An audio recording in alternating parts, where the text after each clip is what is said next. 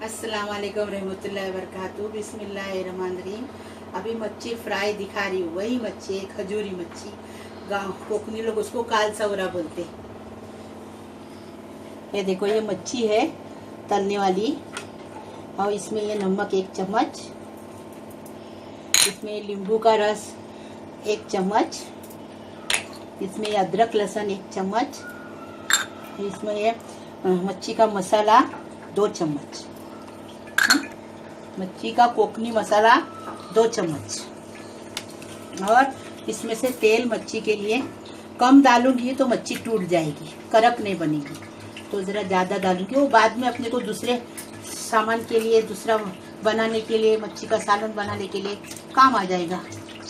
अभी फ्राई करने लेती, आप देखो इधर। ये देखो 100 ग्राम तेल डाली हूँ, गरम हो गया। हाँ, 5 मिनट में गरम हो गया। अभी मैं तेल डाल रही, मच्छी डाल रही हूँ, मच्छी फ्राई कर रही हूँ। ऐसा करने का, झटपट ये मच्छी फ्राई होती है,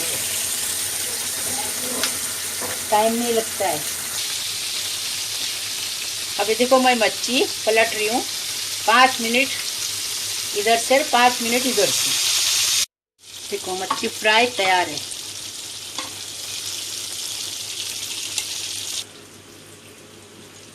हाथ में लूं। मैंने कोकनी डिश बनाई हूँ, मेथी की खिचड़ी नारियल के दूध में, और मच्छी फ्राई उसके साथ खाने का, और मच्छी का सालन खाने का, नारियल के दूध में सालन।